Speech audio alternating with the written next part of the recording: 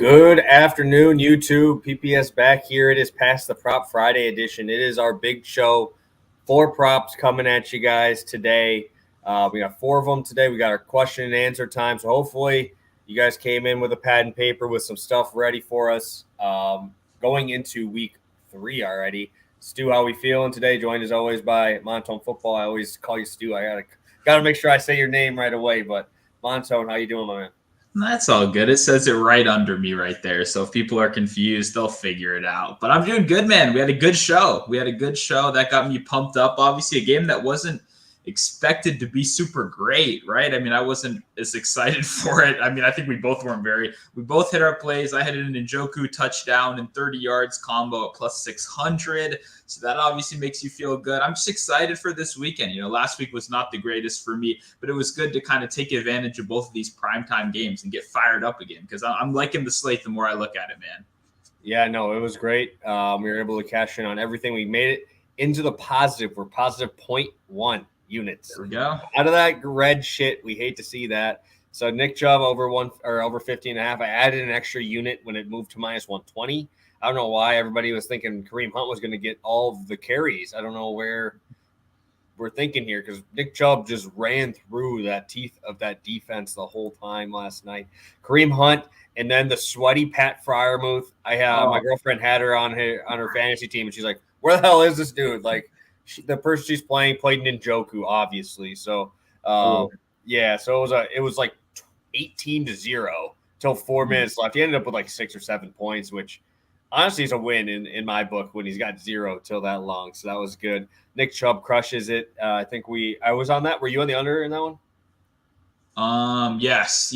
But like I said, I did not bet on that. You can guarantee that one, Yeah. So we are officially 11-12 with a 0.1 unit profit coming at you guys today. Whew, I really like this slate, man. We got a lot of big totals. We got a lot of fun games. We got a lot of games with no defense. So, I mean, There's a lot of spots to look here. Before we get into it, if you guys could smash that like button here. Expecting to have a lot of you guys in here for some questions throughout the show. So very excited to help you guys out. How are we feeling going into week 3? How's the fantasy teams doing? And then let's think, what is the one game we're looking forward to the most for a fantasy perspective? Just fantasy perspective, not even props, but just like one that you will have on your main TV. I mean, this is kind of biased. I mean, the Washington Eagles game, I think, is going to have tons of offense. So I like that one too. I'm excited for the Colts and the Chiefs. Actually, never mind. Scrap that. Colts and Chiefs is fun. We're putting Dolphins and Bills on the big screen. That's the game right here. Tua, he finally gets put to the test, right? He's gotten a lot of love these last 2 weeks. Now we get this Bills defense that's a little bit hammered down with injuries right now, but they look dominant in the first 2 games. So obviously they are a pretty deep team. We'll see what they really have, but I'm so excited for that game. That'll be a great one. What about you? I think my main TV will have Lions-Vikings just for the main. I'm an NFC North guy. I like watching both these teams. I'm going to have a lot of action in that game as well.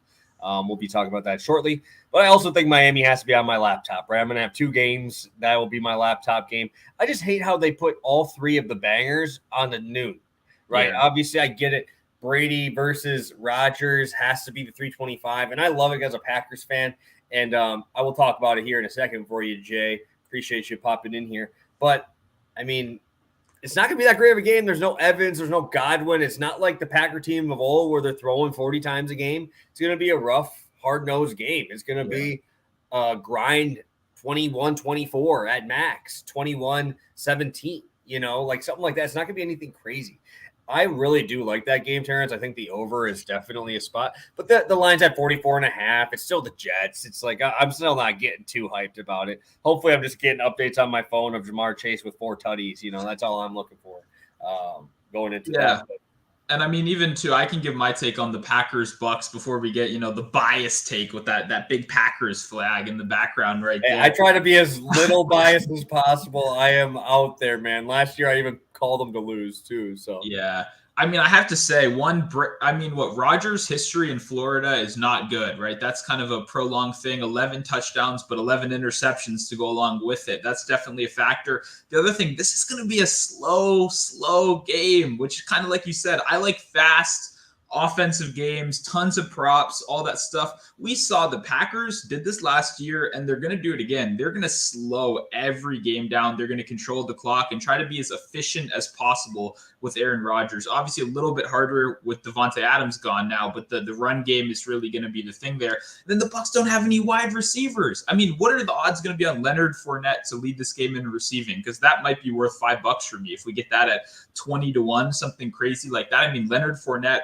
Russell Gage is what we're looking at. So this is going to be a slow game. I think relatively low scoring. I kind of do give the edge to the Packers right here, but I'm excited to see how this plays out. We'll see if the Bucs rush defense is really all it's hyped up to be this year once again, because the Packers are going to try to run the ball.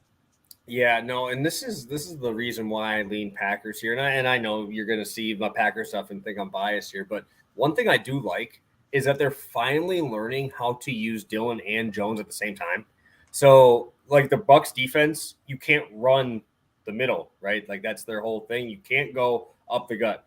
Well, guess what? You still got a 235-pound back running there. That's not a normal running back. A.J. Dillon is literally a lineman who's just fast. And then you have a scat back in Jones coming across, Christian Watson coming across, right? Those little jump passes there. The corners have to make the tackles. That's it. Like it's going to come down to that. And I just think that Aaron Jones being able to be that flexible now is something we never really had, right? Dillon was more of just the goal line back last year. Now you're seeing him take that step forward. Jones, I don't know if you watched the Bears game when they played him last time, but just the variety of ways he was getting the ball, those pitches, the ball outside. It's just such a different team now, and LaFleur is really showing like how good of an offensive mind he is. And I think that we can say the same thing about the young guy here in Miami. Some of those plays were fucking absurd. Yeah, they were absurd. I've never seen that. Right? You have two running backs outside playing those spots. So now how are you supposed to guard Waddle on the inside with two backs outside of him? Like that is just nuts, dude. There's not much you can do about that because you've never seen it. And that's why I think like early on in the season, Miami is going to put up some big numbers. Then I'm curious how they're going to adapt once the season goes on and people kind of get a hold of what they're doing. But I mean, it's one thing to see film, and then it's another thing seeing a 4-2 run at you and a Waddle running a 4-3-8 running at you. It's just tough. There's just so many things on that offense. And the same thing with like your McVays. All of these guys come from that same tree. They come up with some crazy stuff. And I think that we're going to see I know I went completely off topic here, but those coaches are kind of all in that same mold. Yeah. So I'm curious how it's going to play out here. But I do really, really like the Packers this weekend. Obviously, it doesn't hurt that Godwin and Evans are out either.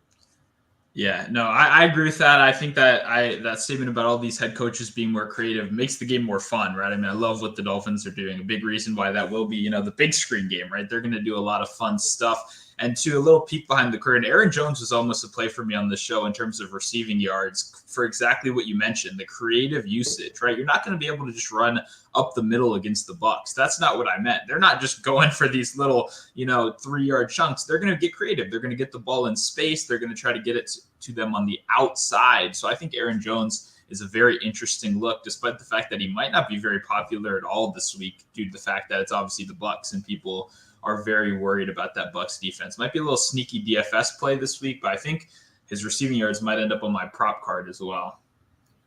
For sure. Yeah, no, I think that he's going to have a big day here. Let's take a look at who we have all here in the chat. We got a lot of you guys in here. Let's take a look here. Terrence, time to crush this weekend. Yeah, I think we're going to have a fun one here. Like I said, we got you in here. We got Jason, Steve, Byron. Appreciate all you guys popping in here early. And then Plus Money Bob in here. I got one for you. Don't worry. I got one Plus Money for you today. But one thing, I want to make sure I get some news out here early. Whoever is in our DK contest, hopefully you're watching the show. The name was No Semi-Pro. You took third place. I do not know who you are at all. So if you are No Semi-Pro, you took third, shoot me a DM. I owe you $20 yet. Jake from in Peoria, I already sent him that money. Kind of funny. I sent it and I spelled Peoria wrong for some reason. I added an extra R and I'm like, I know how to spell it. I just put an extra R in there. Thank God nobody has the email of Jake in Peoria. else they would have got a free $50 and I wouldn't have got it back. But luckily nobody had that email there. So awesome. Thank you guys all for popping in here early. And we will go right into our plays. About 10 minutes in, we'll go right on into it. And I will kick it over to you first. We're going to both be in the same game for this first one. Sounds good. I'm going Josh Allen over 35.5 rushing yards right here. It's on PointsBet, best number on the market. I'm seeing 37 on FanDuel as well, which I am good playing. Also, I like Josh Allen a lot this week. I mean, this is a game, first off, I think the Dolphins might win. I'm really high on the Jets. I'm really high on the Bills. Yeah, not the Jets. Definitely don't want to go down that direction. Really high on the Bills this season. Obviously, in our futures show, I gave them out. I think they're going to win the Super Bowl. I do think they're one of the best teams in football, but this is a little bit of a rougher spot. We kind of mentioned some of those injuries, and we also kind of mentioned it's a short week, right? It's a short week. They just played on prime time. And what that means, I think we're getting a more competitive game right here. And I think quarterbacks are more willing to put their bodies on the line when they're in these competitive games, especially against division rivals right here. Josh Allen started off the season, easily went over this one in his first game, obviously didn't need to in his second game, right? He ran for 10 yards on one attempt against the Titans. When you're winning 42-7, you don't need the quarterback to put his body on the line. But when we're in competitive games against division rivals, like I said before, against the Dolphins, that's when I do think a quarterback like Allen is more willing to put his body on the line. We saw this last week too with Lamar Jackson running for over 100 yards and a touchdown against the Dolphins defense. And that was in a favorable game script where they were ahead for a decent amount of the game. Pretty much the whole third quarter, even into the early fourth, there wasn't much of a reason for them to run because they were ahead most of it. I think this will be a very competitive game, and to limit explosive plays, which the Bills are the king of explosive plays. Gabe Davis, Stephon Diggs, all of these guys can get downfield. You got to play those safeties back. You need to play cover 2. You need to have those safeties focused on eliminating big plays, and that allows for nice running lanes for Josh Allen. 35.5 is just too low. I would play it up to probably 40 right here. Really liking Josh Allen in this week and what I think will be the best game of the week. For sure. I love this game. I'll be saying in this game, plus money, Bob. Hopefully you're in here. I'm going plus 100 spot here. Tua Tagovailoa over 24.5 completions, plus 100. I'm playing it as a 1.5 unit play here. And I'm kind of in a different boat than you. I think the Bills kind of beat them by like 10 to 13 in that range. But I don't think it's going to be one of those 25-point games like the Bills have shown their ability to do. I just think Gabe Davis actually coming back is going to just change this offense again to going back to what they just dismantled the Rams defense. And I would take the Rams defense over Miami's defense in a heartbeat, right? So I think that they're going to be able to score at will on this defense. But I also think that when we talked about those injuries prior to show, everybody's talking about Poyer, and he's awesome. Like, I love him. Obviously, I think Micah Hyde was on that list too. But the biggest one is Jordan Phillips, dude. This Miami front line is not good. They're talking about how they're reamped. Well, guess how easy it is to reamp when you're the second worst offensive line in the league last year, right? So they moved him up. Pro Football Focus ranked him 8th worst. And that's an improvement by like 5 spots than last year. So everybody's saying it's a revamped offensive line. It's not really that good yet. And now you're going to have to go against, if Jordan Phillips was playing, I would have probably put 2 or 2.5 units on this because I don't think Tua is going to have any time. I went a little stupid and into some deep dives on the Pro Football Focus rankings of the offensive line through 2 games. We have a guy on their line, Liam Eckenberg, 18%. pass block rating. That obviously is one of the lowest I've ever seen. That is terrible. You have him on the front. You have their center at a 50% pass block rating. And now how are these guys supposed to stop Greg Russo from the Bills, 87%. Von Miller, 88%. Jordan Phillips was 82% on these pass rushing, right? If Phillips was playing, like I said, this would be 2.5 units. I'd be almost maxing this play because this ball has to get out soon. And you know when you have a coach like this who knows the offensive schemes, know how to get these guys the ball, he's not going to be doing these deep bombs like everybody's thinking he's going to be able to do. He's got to get this ball out quick, right? And there's really only one way to do that, and that's the short intermediate routes and then giving them a chance for a big play down the field here. But I also like the spread, 5.5 towards the Bills. the Bills can score fast on anybody, and I think they're going to score at will quick. Give me Tua having this much time. We've seen what happens when he's in that negative game script. They completely abandon the run, and I love to see that as a guy backing this type of play. I think we see Chase Edmonds kind of come into his own again this week. He was completely forgotten last week. I know that one sucked. I had him on fantasy. It kind of sucked there. But we saw him throw the ball 50 times last week. If the Bills get up here, I bet you he's throwing the ball 45 times, 42. And I think that with how accurate he's been, much better than he has been in prior years. I think the addition, like I said, the addition of Chase Edmonds is huge for these dump offs. Obviously, I wish it would have hit last week for you. I know you were on him last week, but you still got Waddle who runs those intermediate routes that he just finds. 17 targets, I think, is a little bit more than I expect. But you still have Tyreek taking the safety back. Now there's going to be a second or third string safety back there. You're going to put a lot of pressure on your guys over the top. And then I think the dump downs underneath to the big plays are what we're going to see instead of just those bombs every time. He's just not going to have enough time. This Bills defensive line is legit.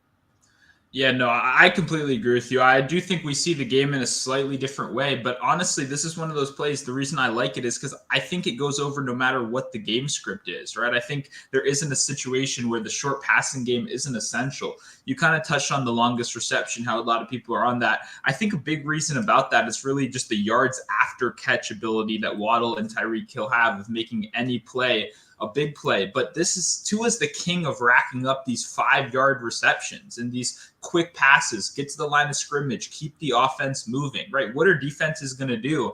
Like you said, with those kind of weird, formations they were running last week where they were sending both running backs out wide. But I mean, Hill, Waddle, Gesicki, they even are using the Ingold, the fucking fullback, at a pretty high rate as well. This team is the king of short passing, and I definitely think that Tua gets the job done here. So I did see Terrence, I think you mentioned, where did you see 23 and 24.5? I had 24.5 at plus 100. It's now 23.5 minus 130.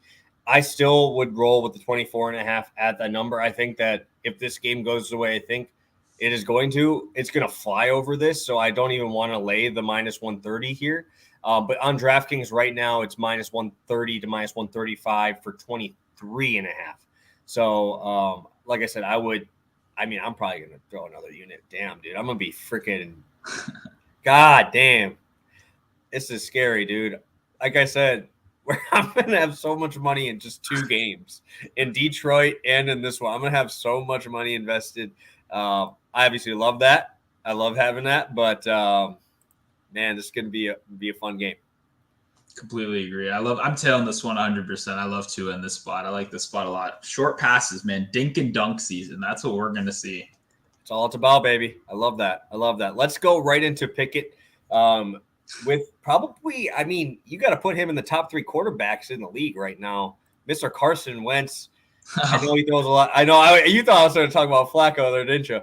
I was trying to hype you, and then you're just like about to rip me up there. So Carson Wentz over 238 passing. He is going up against the buzzsaw. That is the Philadelphia defense. I think they're being a little bit overhyped personally, but that's not here or there. Send it to you. This is your guy, man. I'm the Nick Chubb whisperer. I think you're the Carson Wentz whisperer.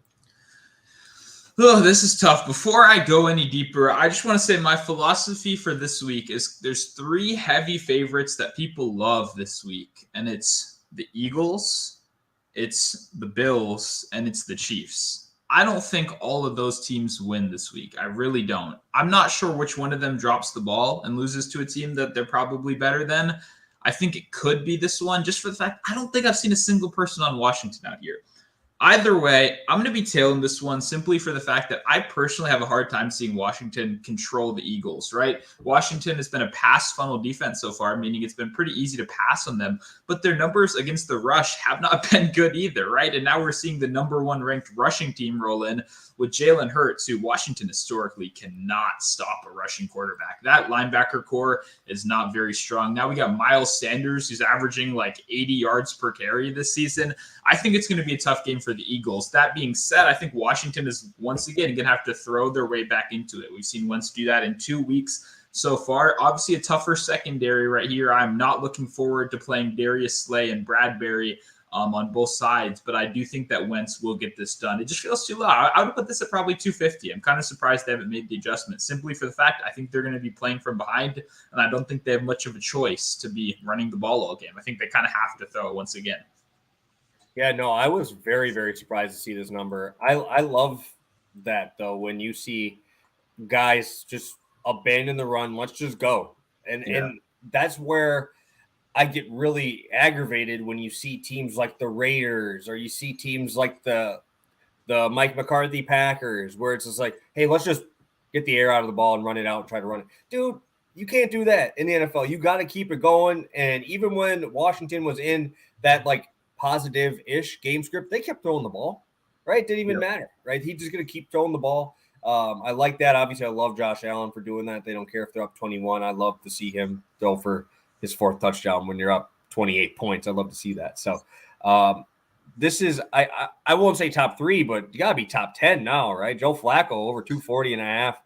I could take this one. I bet this one at 234 when it came out. I'm on the over. And I'm on the over here. I just think that this offense has the ability to have some big plays here. The Cincinnati defense just got carved by Cooper Rush. Like, it wasn't even close. His number one receiver is Noah Brown. Now you get great Garrett Wilson there, right? That's a pretty decent step up. I think they might have – did they play together? I think they were both at Ohio State.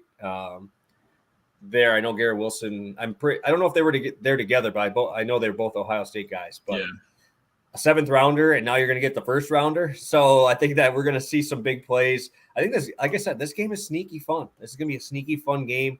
Some poor defenses and some pretty big names, right? Jamar Chase, Garrett Wilson's getting his name out there now. So give me the over 240.5. Yeah, this is a tough one for me. I obviously not as big on Flacco as maybe a lot of other people are so far. Is that a chirp at me or what? I'm trying to chirp at everyone right now. I mean, I know it's kind of a joke and it's kind of serious, 50-50, but like Flacco is just going to dink and dunk his way down the field once again with a couple occasional downfield kind of miscommunications from the defense that he can take advantage of. He's a game manager. He's a fine quarterback, but we saw – I don't know. It feels like most game manager type guys are priced around 210, 220, and now Flacco's getting this huge boost. He's obviously crushed it, so there's a reason why. It's just a pass for me. It's honestly just a no bet. I see what you mean about this game script potentially being very pass heavy. I could also see the Bengals winning 45-0. And for that reason, I'm just surprised that Joe Flacco and Carson Wentz are our 2 most popular bets of the week. Like, that shows you how weird gambling Twitter is right now, right? It's not Stephon Diggs. It's not, Devontae Adams. We're talking about Joe Flacco and Carson Wentz. But I'm going to fade this one. But like I said, this is not really a strong feeling either way. Yeah, and let me say one more thing is if Zach Wilson was like ish healthy and could possibly like if he's practicing and they just don't want to put him out there yet, I would not be taking this. Like, he could easily get pulled immediately, even if he has like one leg that he's on and it's a close game, maybe you see him throw him in there, but he's not ready, right?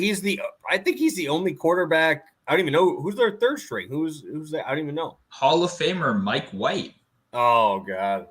I didn't mind Mike White. I didn't mind him, but he's in the Hall of Fame. Yeah, but Joe Flacco is elite. We have our guy Jay saying it. I say it all the time. Joe Flacco is elite. So I love it. I did say this was the reason why I'm actually taking the number is that their defense does scare me. So they can't go deep and they have to do the short plays. When these new coaches definitely help us out in trying to get those balls to the guys. Like, I love the little pitch forwards, dude. I love those for completions. Yeah. Those count for attempts and it's a two-footer. I mean, if you do that like 9 times a game, I'll do that all day. All right, I'm going to take this one from Birdman as a question here. If you had to take all these spreads here, these ones are all the ones that aren't being bet as heavy, right? These are all the dogs that are getting bet here. All 3 of those, I assume, are going to be teased like crazy. Like, your Bills are going to get teased. The Colts are going to be teased down, or not the Colts, the Chiefs. And the Eagles, right? Those are the three big names right now. If you had to take one on the spread here, even if you want to push it towards the teaser side of it, which one do you think has the best chance of covering here in this spot? I'll go Colts, and I'll go even farther. I bet their money line already earlier this week. The line's moved down to 5.5. We're seeing some pretty sharp action there. To be honest, I think I'm going to bet all three of these money lines. Washington is harder for me because I'm a pessimistic fan, so I don't see us winning. But I think all of these present good letdown spots where the public sees these teams that they're playing against in such high regard, and then they see the Commanders and Colts like shit, right? They think they're like the worst teams in the world. The Dolphins obviously have a little bit more praise, but people still like the Bills more. So for me, I'm probably just going to bet all three on the money line. I think at least one of them will end up cashing, but I would have to say the Colts. I think the Colts, this is just a letdown spot. I think they can control if they can control the clock, if they can establish the run, if they're not instantly down 14-0 and Jonathan Taylor just can't run anymore, then I think they actually have a pretty good shot considering the world thinks they're like the worst team in the world. Yeah, and no, Dolphins, I think have the best chance. I talked about the Bills winning, but if I'm going to take a money line, I'm taking the Dolphins because they're either going to win or they're going to get beat by 14-20 because this Bills team is that good. But if this game stays close and we start to see Tua start clicking here like they did last time, I think they win. But if they lose, I don't know how I feel about it being close. But I think that if they're going to win or they're going to cover, it's going to be a win for sure. I think that's smart taking all those money lines. Yeah, I think that's just how you got to do it sometimes. Like you just pick the ugly teams. I like what Birdman's doing. I think a lot of weeks it's kind of underrated that the teams that the public always loves, they don't always win, right? I mean, we have strong feelings about teams, but in reality, these teams that suck so far, we've probably seen their lower range of outcomes, right? They're going to have smart games. Everybody does. So it'll be interesting to see this week. I feel like I might just look really stupid. You can replay this clip after they all get demolished, but we'll see what happens. You know, I'm willing to have a little bit of faith in some of these dogs this week, except the Commanders, but I got my own personal problems I got to work through, okay? Yeah, you can't double dip. When you got fandom, man, it's hard for me to bet the Packers, man. It's very hard for me to bet the Packers for that specific reason. But we are heading into second plays now. I got two guys that have been on the card before, and this guy has found his way into my flex position. This man's been playing his way into a pretty nice contract, hopefully. I'll say it right now, guys. This year's Hunter Renfrow. Every single week I'd come on here last season. We're going right back to Hunter Renfrow. They'd move up the line a little bit, but not enough where I am scared of it. Last week I came on the show. I bet it at 3.5 at juice, and it moved down. It moved down all week long. The line moved against me, which I don't know why. But on that show, I specifically said, I think this line should be 4.5 minus 125. I think he proved last week that I was right last week. And this week, I think it should be even worse. I think we should be looking at 4.5 minus 150. Let's start out. First of all, he leads Washington in target share. Obviously, more targets than McLaurin, Dotson, all of those guys. He's the number one wide receiver on this team. But what makes it even better for receptions is he has an average depth of target of 1 yard. He's getting the ball at the line of scrimmage, and they're just saying, Curtis Samuel, do something, make a play, right? They're hunting mismatches. And this Eagles secondary is good. I talked about it a little bit earlier. Slay just on national TV locked down the best wide receiver in football. So that's obviously garnering him a lot of attention. Bradbury has been someone that I have not liked playing against the Giants over these last couple seasons. Now he's on the Eagles, and he's going to get a very favorable matchup against Jahan Dotson, who I like a lot, but obviously a first-year rookie going against a seasoned corner on the outside is tough. I think that leaves Curtis Samuel in the slot in the best clear matchup out of anyone on this team right here, especially for just pitching him the ball, kind of like you mentioned early. I just think there's too many factors on the side of Curtis Samuel this week for this line to be that low. I think he's going to continue to be heavily involved, and they're going to continue to hunt mismatches as well. We saw him line up out of the backfield multiple times last week. The carries weren't as high, but what they were doing is they were simply trying to get Curtis Samuel versus a linebacker in space. That's how they scored their touchdown. He even held on to it after a really tough hit. Getting Curtis Samuel against those linebackers is obviously what I want to see. I think this is a great spot. Love Curtis Samuel. I'm going to keep riding this one until the wheels fall off. Yeah, no, and what I liked, I watched the last Washington game there too, and kind of what you were saying is with this Brian Robinson injury, they don't really have another guy running the football, right? It's Gibson, and they're using Samuel as that Debo type of spot. But instead of just handing him the ball, they're saying, this is our run, right? Give me 5 yards. Give Gibson a breather, right? Because they're not taking him off the field much unless it's third down for McKissick, right? That's it. So right now you're seeing Curtis Samuel be that back. He's being that Debo Samuel, but it's mostly checkdowns or 1 yard passes, always in front of that 1 yard spot, just so he can get the completion, get it under Carson Wentz there too. And he's great in space, right? So, I mean, it's better than running the ball up the middle for the third time in a row with Gibson, right? Give him a little breather. Obviously, McKissick will come in on third down, but on those first two early on in the drives, I like what they're doing, making those linebackers come up so they can take those shot plays down the field. Yep. All righty, guys. I'm going to – I played with it once. We cashed in on the Vikings one. Now I kind of got hooked. I'm going back to the Vikings. I'm going to Dalvin Cook over 16.5 longest rush. And what I want to say is these two matchups for Cook is absolutely brutal. Like those first two matchups, you're going against Green Bay, right? Green Bay has a good run defense. I don't know what happened against the Bears, to be completely honest. I really don't know. But Green Bay is pretty good. And obviously Philly has a fantastic front seven. So two pretty subpar matchups. Now you get a fun one, right? Now you get to head in back home. First road game for the Lions. And the Lions are giving up 35 plus a game anyway. Now they have to head on the road. A younger team, right? Aiden Hutchinson is questionable. I saw him hobbling in and out there before. But I did look at their defensive line versus the offensive line. They have three dudes on that offensive line with an 80+% run blocking. That's their grade. That's fantastic. And now you're going to be able to have Dalvin Cook run behind them. Through two games, three guys have had a longer rush than 16.5. One of them is, I guess, the GOAT Carson Wentz. He had one over 16.5. You had Miles Sanders over 16.5. You also have Curtis Samuel over 16.5, right? So all three of them cleared this. I think this is going to be a tough environment for this young Lions team to head into Minnesota. Minnesota is a tough place to play in that dome, but you have a 31% run block advantage across the board. This is a huge buy low spot. I don't think we'll ever see a 16.5 on Cook again. Usually it's like 18 to 19 every single week because he's that explosive. And when we saw that middle game script right against the Packers, he had 20 carries. He got played out of last game, right? Only 6 carries in that one. This is that buy low spot. Their offensive coordinator talked about it. We need to get him going because that's what gets Jefferson going. If they didn't get Cook going last game and Jefferson couldn't get the play action plays, right? They were not able to use it because they weren't even worried about the run. That is how the Vikings work. You got to get Cook going early. And I think I'm going to call this right now. So I'm either going to look stupid or really cool. I think he hits this in the first quarter. I really do. I think he gets a big run right away in the first quarter. Yeah, no, I mean, I definitely don't have anything negative to say. The only thing is, man, I lost Saquon longest rush 16.5 last week on a 16-yard run.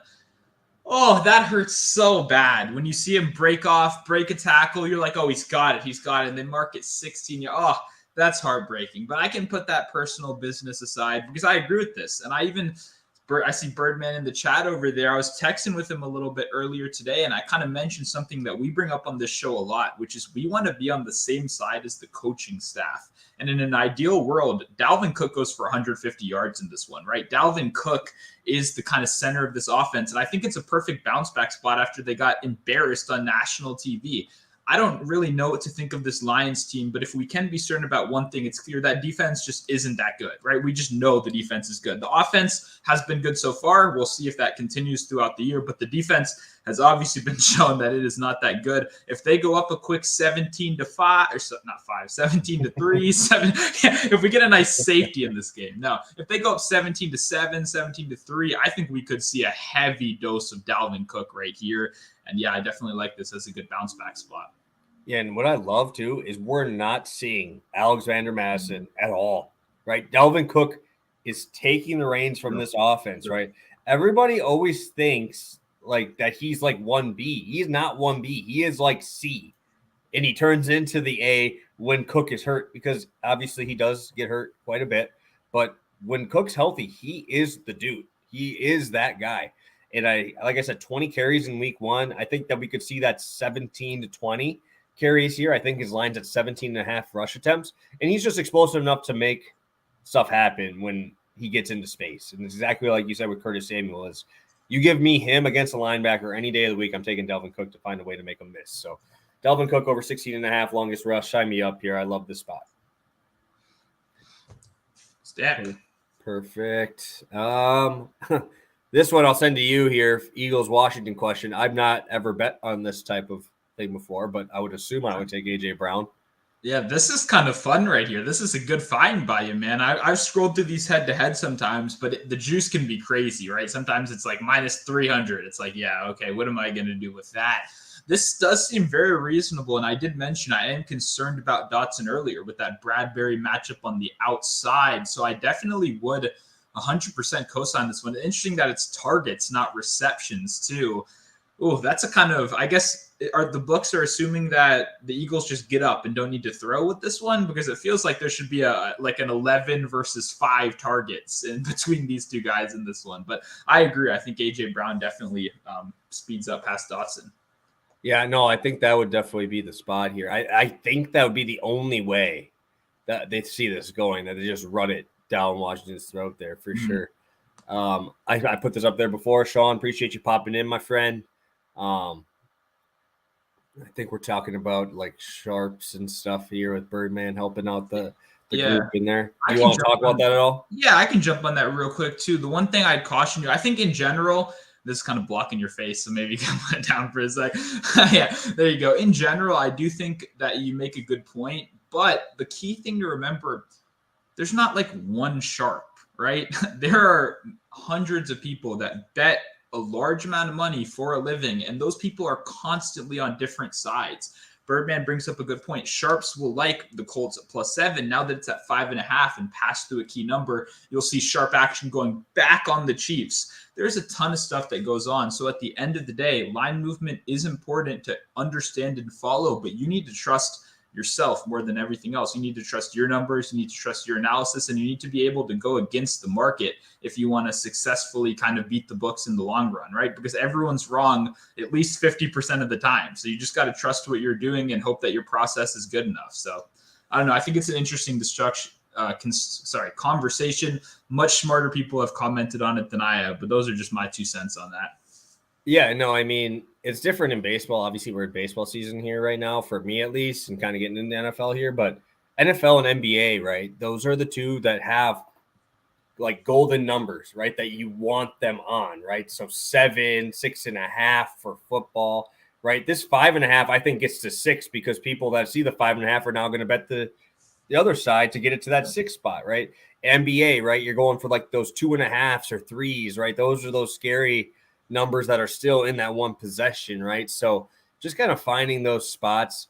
You guys got to know what you want, right? If you say this is the spot I think it's going to be at, then when it gets there, take it, right? Because the line movement is always throughout. But what I want to say too is if you like a spot, bet it early, right? Don't wait till the day of, right? When there's 100,000 bets, 250,000 bets already made on those. That's just sharpening the line to that perfect spot, right? Most of my bets here are all done by like Friday or Saturday, and most of the props that I like, or at least on the spreads when I like tease them or something in NFL. But yeah, make sure you know that because it's gonna be a probably a couple 100,000 people betting it by the time you get there, you know. Yeah, and two, I see another comment. Jay's asking no CJ Ham props. Listen, there are some kind of these fullback kind of guys that I do like out here. I mentioned him earlier. I'm not going CJ Ham, but I do think that Alec Ingold could get at least $5 of my money for a 20-1 touchdown this week. We see, and I don't know what that means, but I'm just Badger. He's a Bucky Badger, baby. Oh, okay.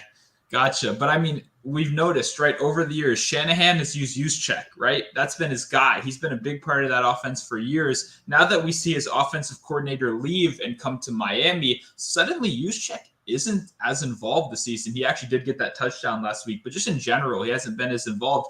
But Alec Ingold actually has been pretty involved, showing that the fullback is a part of this offense. So if you do want a 20-1 touchdown score, maybe for $5, I'm feeling some Alec Ingold this week. Juszczyk was this close to being in my long shot article last week, and I barely didn't pull the trigger. I was so upset at myself. I got to trust my gut instinct right here and trust that Alec Ingold at 20-1. Put your rent money on it. $5. Let's get it done.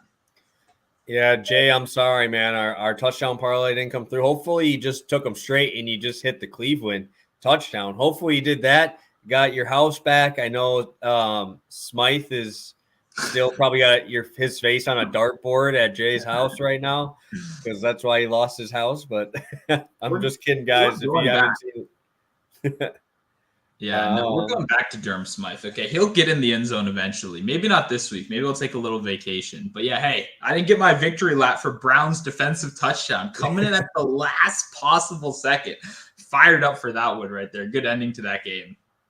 Yeah, that was crazy. So I'm gonna go on my little funny tangent here. Is I think me and you are probably the only two that were extremely happy with that last play last night. Because I don't know if you saw my tweet. Did you see my tweet this morning? No, I didn't. So I was 3-1, and then I'm like, okay, it's done, right? Because I had Deontay Johnson under 20.5 longest.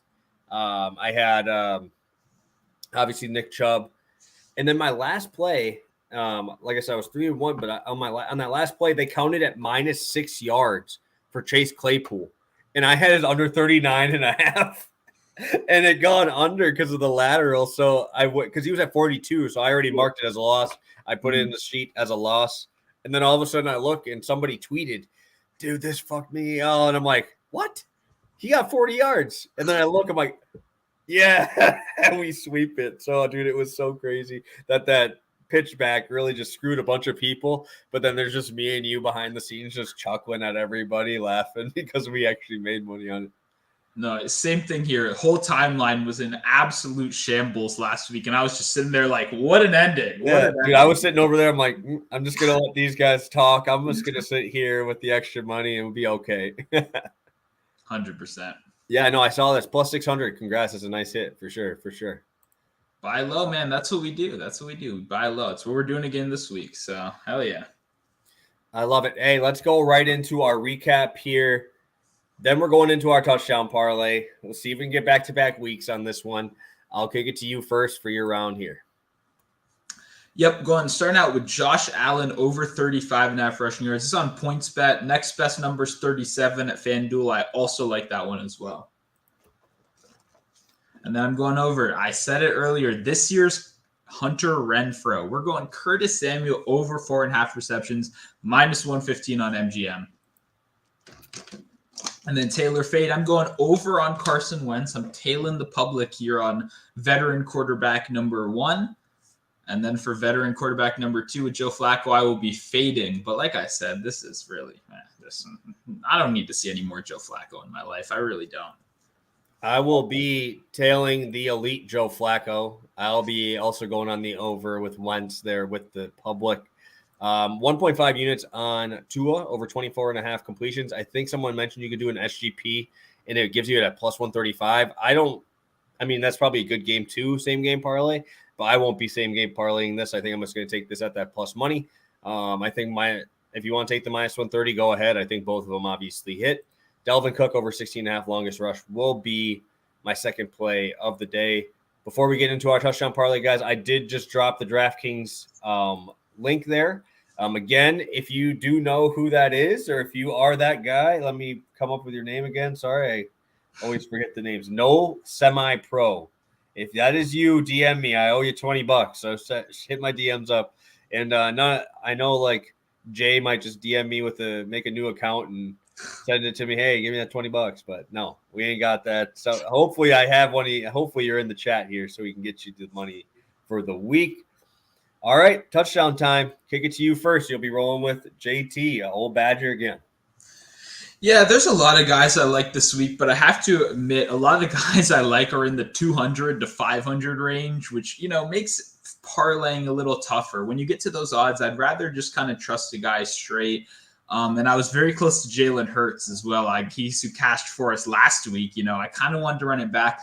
I'm going to go Jonathan Taylor. Kind of supports my theory that I think the Colts will be in a competitive game right here. It's been shown over the last couple seasons, the ways you beat the Chiefs isn't by trying to shootout them, right? The Colts are not going to throw for more passing yards than Mahomes is this week. They're going to try to control the clock and establish the run with Jonathan Taylor, who has been the best running back in football since the start of last season. So obviously we're getting a discount. It's minus 155 as a solo right here. This is a guy that you'd be hard pressed to find better than minus 200 last season at the end of the year, at least. So I think Taylor finds his way into the end zone right here. And I think it's probably my favorite safer call of the week.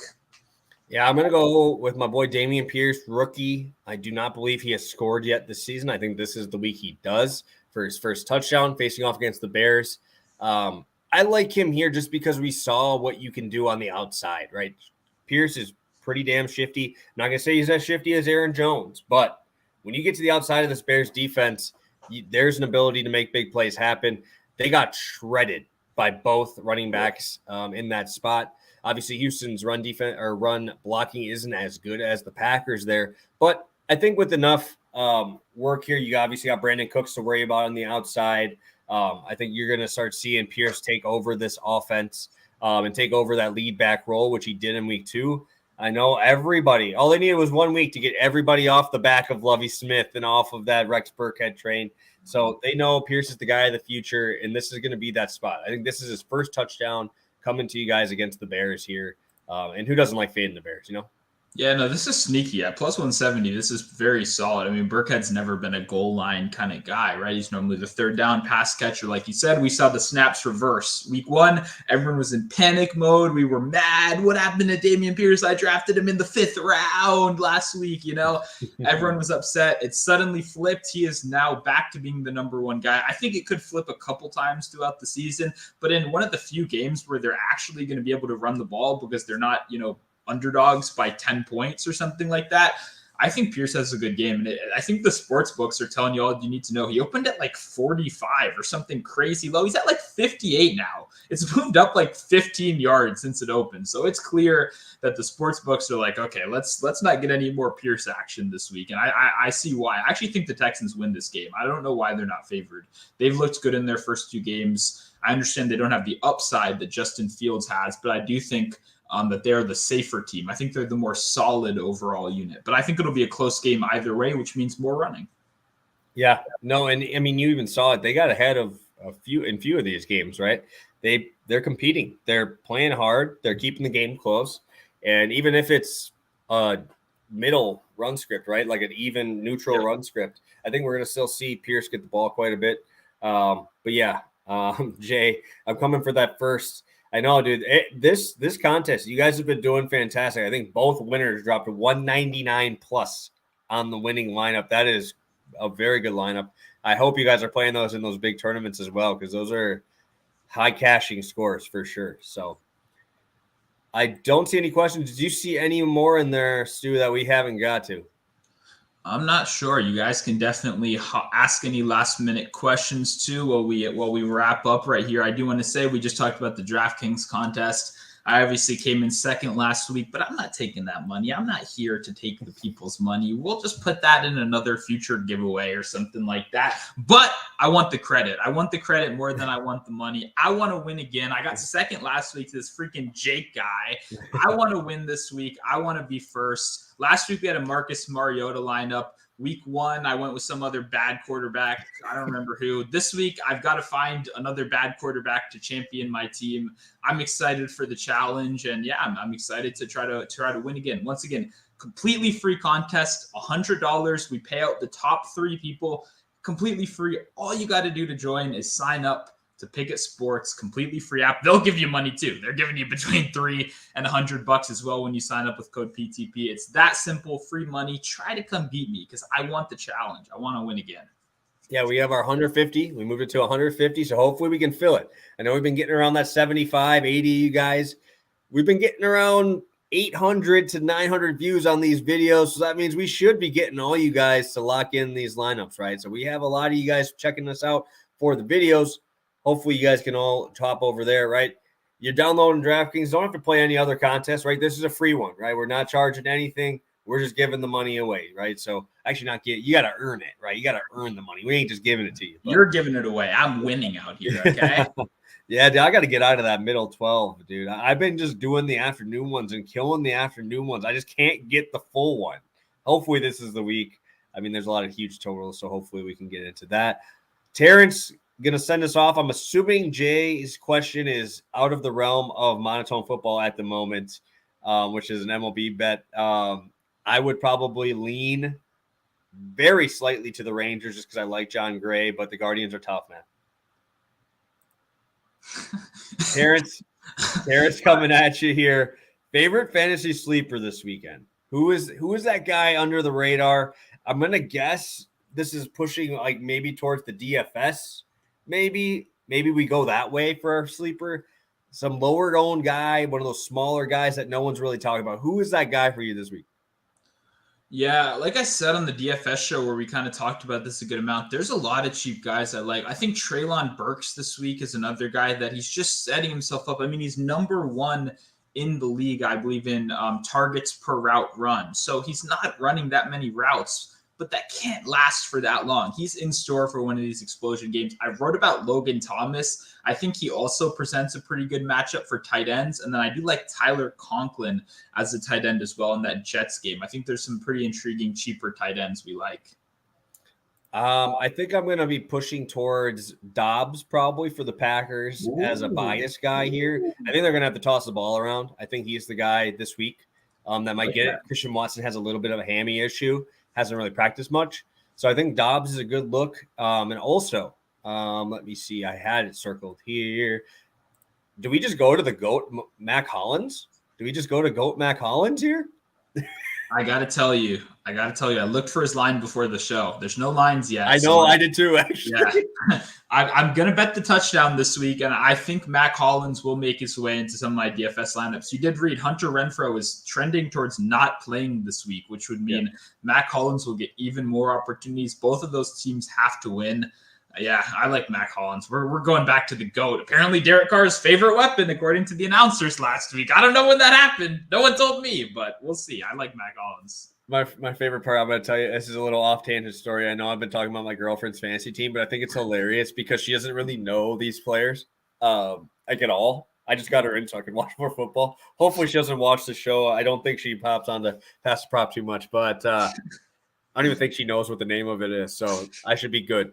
But she has Hunter Renfrow as her starting receiver, and she's talking about now how these guys have been sucking, so they have to earn their spot back in the starting lineup. I'm like, okay, you have Patrick Mahomes, and now she's going to bench Juju Smith because he sucked so bad.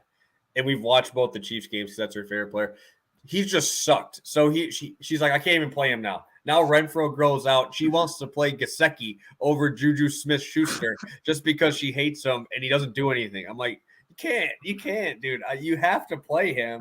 It's so hard to try to explain that because it's like, yes, you have watched them and he has sucked. He has absolutely done nothing, but you have to play him.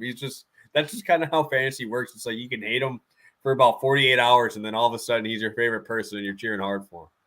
Yeah, no, I think this should be a new segment. That's some great stuff right there. We should get a weekly update on your girlfriend's fantasy football team. I like that power move going with Gesicki over Juju Smith-Schuster. Maybe someone should tell him, though, Durham Smythe is the tight end that you want. Dude, if I told her who Durham Smythe was, she'd be like, who the fuck is that, dude? Like, what the hell kind of name is that?